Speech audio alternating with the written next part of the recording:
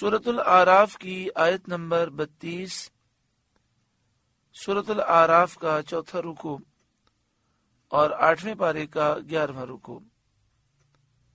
اللہ رب العالمین نے ارشاد فرمایا، قل، اے محبوب آپ فرمائیے، من حرم زینت اللہ التی اخرج لعبادہ، کس نے حرام کی اللہ کی وہ زینت جو اس نے اپنے بندوں کے لیے نکالی، والطیبات من الرزق، اور پاک رزق، قل ہی للذین آمنوا فی الحیات الدنیا، آپ فرمائیے کہ وہ ایمان والوں کے لیے ہے دنیا میں، خالصۃ یوم القیامہ، اور قیامت میں تو خاص انہی کی ہے، کذالک نفصل الآیات لقوم یعلمون، ہم یوں ہی مفصل آیتیں بیان کرتے ہیں علم والوں کے لیے۔ اس آیت کریمہ میں ان لوگوں کا رد ہے جو حلال چیزوں کو اپنی مرضی سے بغیر شرعی دلیل کے حرام کرتے ہیں۔ فرمایا محبوب آپ فرما دیجئے، قل، آپ فرمائیے، من حرم، کس نے حرام کیا، کس کی مجال ہے جو حرام قرار دے، زینت اللہ، اللہ تعالیٰ نے جو زینت پیدا کی، اللہ تعالیٰ نے جو نعمتیں عطا فرمائیں،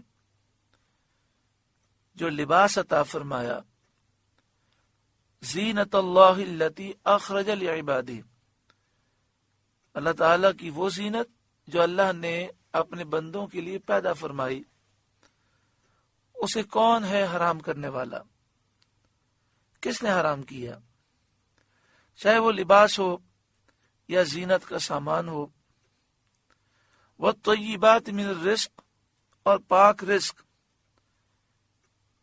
اور کھانے پینے کی لذیذ چیزیں۔ آیت اپنے عموم پر ہے، ہر کھانے کی چیز اس میں داخل ہے کہ جس کی حرمت پر نص وارد نہ ہوئی ہو، یعنی ہر کھانے کی چیز اور ہر زینت کی چیز جو قرآن و حدیث سے حرام ثابت نہ ہو وہ حلال ہے، جائز ہے، کسی کی مجال نہیں کہ کوئی اپنی طرف سے اسے حرام قرار دے۔ تو ان لوگوں کو عبرت حاصل کرنی چاہیے جو توشہ، 11ویں میلاد شریف، بزرگوں کی فاتحہ، عرس، مجالس شہادت وغیرہ کی شیرینی اور سبیل کے شربت کو ممنوع کہتے ہیں، حرام کہتے ہیں، وہ اس آیت کے خلاف کر کے گناہگار ہوتے ہیں۔ جو ان حلال چیزوں کو حرام کہتے ہیں وہ قرآن کی اس آیت کے مخالف ہیں اور گناہگار ہیں۔ اس حلال چیز کو ممنوع کہنا، حرام کہنا، اپنی رائے کو دین میں داخل کرنا ہے، اور یہ بدعت ہے، گمراہی ہے، اور یہی اصل بدعت ہے کہ حلال چیز کو اپنی طرف سے حرام کہہ دینا، یہ بدعت ہے اور گمراہی ہے۔ قل، اے محبوب آپ فرمائیے، ہی للذین آمنوا فی الحیات الدنیا، کہ وہ ایمان والوں کے لیے ہے دنیا میں۔ اصل میں تو یہ نعمتیں اللہ نے ایمان والوں کے لیے پیدا فرمائی، لیکن دنیا میں چونکہ کافروں کے لیے مہلت ہے تاکہ وہ اس مہلت سے فائدہ اٹھائیں اور توبہ کریں، تو یہ نعمتیں کافر بھی استعمال کرتے ہیں۔ خالصۃ یوم القیامہ، اور قیامت میں تو خاص انہی کی ہے، یعنی قیامت میں نعمتیں اور لذیذ کھانے، لذیذ مشروبات، یہ تو صرف اور صرف مومنوں کے لیے ہیں۔ دنیا کے اندر تو مومن اور کافر دونوں نعمتوں سے فائدہ اٹھاتے ہیں۔ کذالک نفصل الآیات لقوم یعلمون، ہم اسی طرح آیتیں تفصیل سے بیان کرتے ہیں جن سے حلال اور حرام کے احکام معلوم ہو جاتے ہیں، لقوم یعلمون، علم والوں کے لیے جو یہ جانتے ہیں کہ اللہ وحدہ لا شریک ہے، وہ جو حرام کرے وہی حرام ہے، اور جسے وہ حرام نہ قرار دے، جسے رسول اللہ صلی اللہ علیہ وآلہ وسلم حرام قرار نہ دیں، جسے شریعت حرام قرار نہ دے، تو کسی کی طاقت نہیں کہ اپنی مرضی سے اسے حرام کہہ سکے۔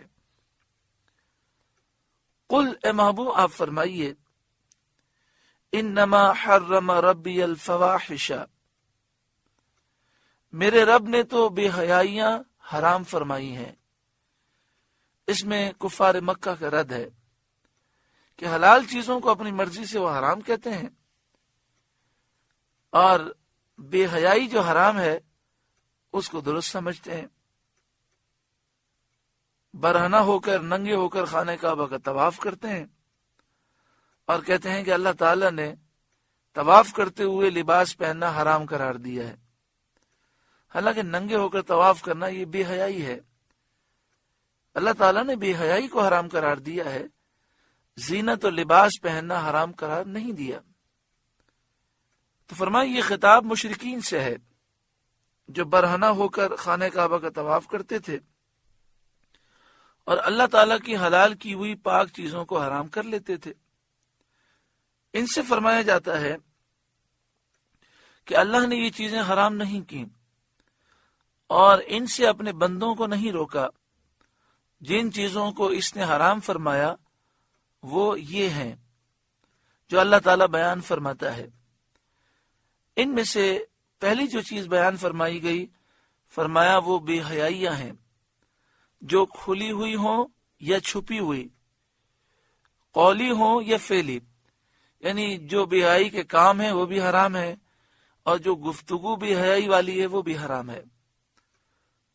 قل، اے محبوب آپ فرمائیے، انما حرم ربی الفواحش، میرے رب نے تو بے حیائیاں حرام فرمائی ہیں، ما ظہر منہا وما بطن، جو ان میں کھلی ہیں اور جو چھپی ہیں۔ جو لوگوں کے سامنے ہیں وہ بھی حرام ہے، جو چھپ کر ہیں وہ بھی حرام ہے۔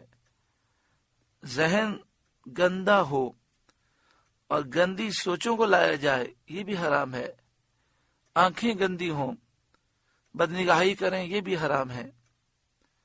والاسم، اور میرے رب نے گناہ کو حرام قرار دیا۔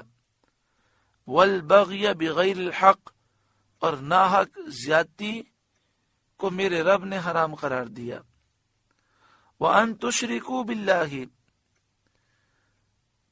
اور یہ کہ اللہ کا شریک کرو یہ میرے رب نے حرام قرار دیا۔ مَا لَمْ يُنَزِّلْ بِهِ سُلْطَانًا، جس کی اللہ نے کوئی سند نہ اتاری۔ یعنی اے مشرکوں، تم بغیر کسی دلیل کے اپنی عقل سے، اپنے اندازے سے یہ باتیں بکتے ہو کہ اللہ کا کوئی شریک ہے، اللہ تعالیٰ شریک سے پاک ہے۔ وَأَن تَقُولُوا عَلَى اللَّهِ مَا لَا تَعْلَمُونَ، اور یہ کہ اللہ پر وہ بات کہو جس کا علم نہیں رکھتے، جھوٹی بات اللہ کی طرف منسوب کرنا یہ میرے رب نے حرام قرار دیا۔ اس میں ان لوگوں کو بھی عبرت حاصل کرنی چاہیے کہ جو چیز حرام ہے، جو گناہ ہے، اس کی طرف ان کی توجہ نہیں، اور جو چیزیں جائز ہیں بلا وجہ وہ اس پر سختیاں کرتے ہیں، اور بلا وجہ ان جائز چیزوں کو غلط سمجھتے ہیں۔ سارا زور اس پر ہے کہ میلاد شریف نہ کیا جائے، کھڑے ہو کے صلاۃ السلام نہ پڑھا جائے، ایصال ثواب کے لیے کھانا نہ پکایا جائے، 11ویں نہ کی جائے، 12ویں نہ کی جائے، حالانکہ اس کے حرام ہونے کا کوئی ثبوت نہیں۔ کاش یہ اتنا زور دیتے لوگوں کو دین کے قریب کرنے کے لیے، اور جو بدنگاہی اور بے حیائی عام ہوتی جا رہی ہے اور یہود و نصارہ کی جو سازشیں عام ہوتی جا رہی ہیں، کاش ان کے خلاف یہ آواز بلند کرتے۔ وَلِكُلِّ أُمَّةٍ أَجَلٌ، اور ہر گروہ کا ایک وعدہ ہے، وقت معین ہے جس پر مہلت ختم ہو جاتی ہے۔ فَإِذَا جَاءَ أَجَلُهُمْ لا یستأخرون ساعۃ ولا یستقدمون، تو جب ان کا وعدہ آئے گا ایک گھڑی نہ پیچھے ہو نہ آگے، جب مہلت پوری ہوگی تو مقررہ وقت پر موت آئے گی۔ یا بنی آدم، اے آدم کی اولاد، اما یأتینکم رسل منکم، اگر تمہارے پاس تم میں سے رسول آئیں، یقصون علیکم آیاتی، میری آیتیں پڑھتے، فمن اتقی، تو جو پرہیزگاری کرے، واصلح، اور سنورے، فلا خوف علیہم ولا هم یحزنون، تو اس پر نہ کچھ خوف اور نہ کچھ غم۔ اس آیت کریمہ میں فرمایا گیا کہ اے آدم کی اولاد، اما یأتینکم رسل منکم، اگر تمہارے پاس تم میں سے رسول آئیں۔ مفسرین کے اس میں دو قول ہیں، ایک تو یہ کہ رسل سے تمام مرسلین مراد ہیں، اور دوسرا قول یہ ہے کہ خاص سید عالم خاتم النبیین صلی اللہ علیہ وآلہ وسلم مراد ہیں، جو تمام مخلوق کی طرف رسول بنائے گئے ہیں۔ رسل جمع کا صیغہ آپ صلی اللہ علیہ وآلہ وسلم کی تعظیم کے لیے ہے۔ یقصون علیکم آیاتی، اس حال میں آئیں کہ میری آیتیں پڑھیں تم پر، فمن اتقی واصلح، تو جو کوئی تقوی اختیار کرے، اپنی اصلاح کر لے، فلا خوف علیہم ولا هم یحزنون، تو نہ ان پر کوئی خوف ہوگا اور نہ وہ غمگین ہوں گے۔ اس میں بشارت یہ ہے کہ جو نبی صلی اللہ علیہ وآلہ وسلم کی پیروی کریں گے، دنیا بھی سنور جائے گی اور آخرت بھی سنور جائے گی۔ والذین کذبوا بآیاتنا، اور جنہوں نے ہماری آیتیں جھٹلائیں، واستکبروا عنہا، اور ان کے مقابلے میں تکبر کیا، یعنی آیتیں سن کر جھکے نہیں بلکہ تکبر کرتے ہوئے مقابلے میں آ گئے، انکار کر دیا، اولئک اصحاب النار، وہ جہنمی ہیں، ہم فیہا خالدون، انہیں اس میں ہمیشہ رہنا ہے۔ فمن اظلم ممن افترى علی اللہ کذبا، تو اس سے بڑھ کر ظالم کون، جس نے اللہ پر جھوٹ باندھا، او کذب بآیاتی، یا اس کی آیتیں جھٹلائیں۔ جو اللہ پر جھوٹ باندھے، جو اللہ کی آیتوں کو جھٹلائے، وہ کائنات کا سب سے بڑا ظالم ہے۔ اولئک ینالهم نصیبهم من الکتاب، انہیں ان کے نصیب کا لکھا پہنچے گا، یعنی جتنی عمر اور روزی اللہ نے ان کے لیے لکھ دی ہے ان کو پہنچے گی۔ یہ دنیا میں اتنی عمر بھی پائیں گے اور وہ روزی جو لکھی ہوئی ہے وہ بھی پائیں گے۔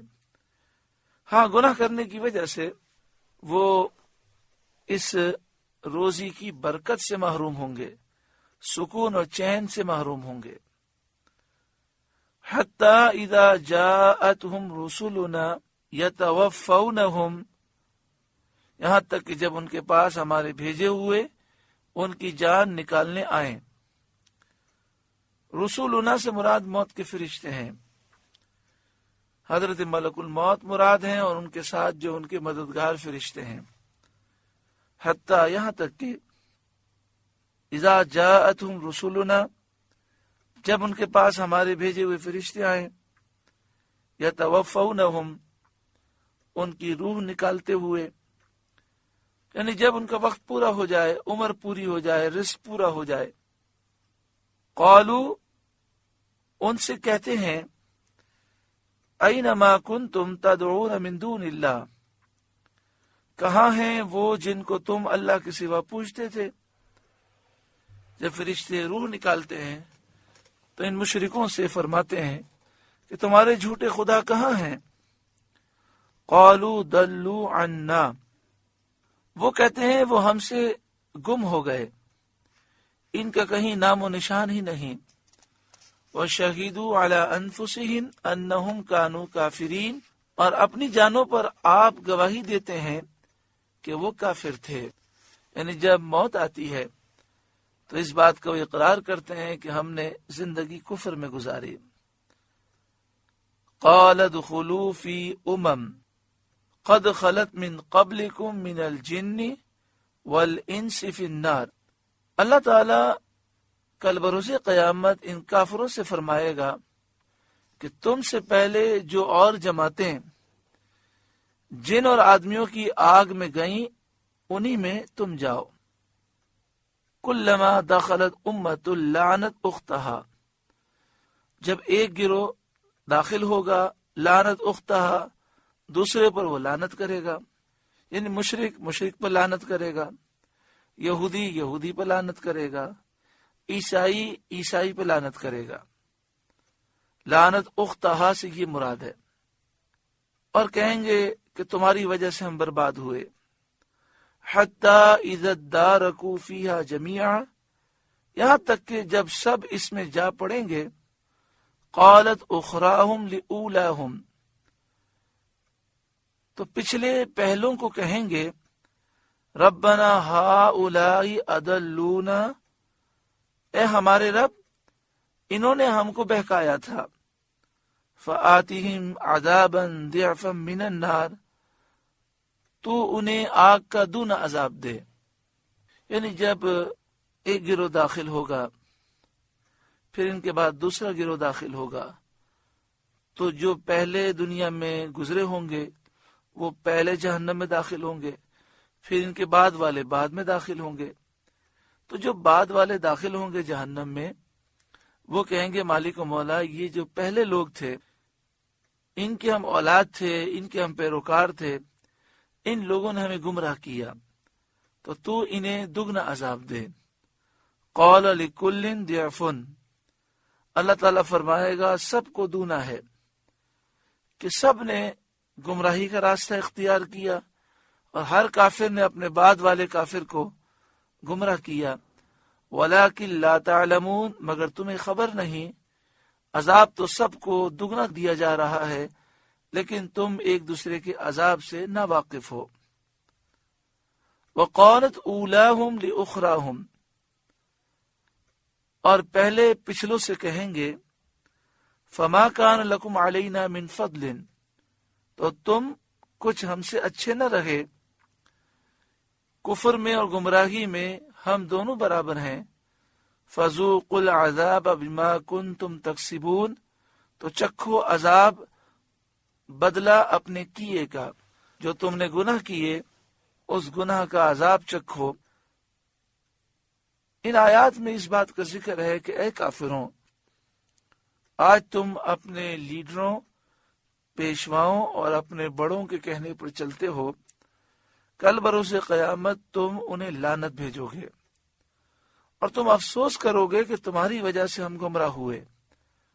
لہذا آج سمجھ جاؤ، ان کی باتوں میں اپنی آخرت برباد نہ کرو، کوئی کام نہیں آئے گا۔ اللہ اور اس کے رسول کی فرما برداری کرو، ایمان لاؤ۔ اللہ تبارک و تعالی ہر ایک کو عمل کی توفیق عطا فرمائے۔ ایک مسلمان شخص اپنے والدین، اپنے بیوی بچوں اور دیگر رشتہ داروں کی وجہ سے اگر گناہ کرتا ہے، انتہائی افسوس کی بات ہے۔ کیا ان میں سے کوئی ہماری قبر میں ساتھ آئے گا؟ کیا ان میں سے کوئی ہمیں کل بروز قیامت اللہ کے عذاب سے بچا سکے گا؟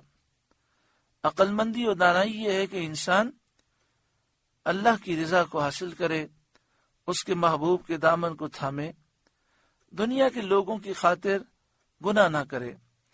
اللہ تعالیٰ ہر ایک کو عمل کی توفیق عطا فرمائے۔ سورۃ الاعراف کا 4واں رکوع مکمل ہوا۔ اللہ تعالیٰ اس رکوع کے نور سے ہمارے قلوب کو روشن اور منور فرمائے۔ آپ سے گزارش ہے کہ قرآن کے اس پیغام کو آگے پہنچا کر ثواب جاریہ حاصل کریں۔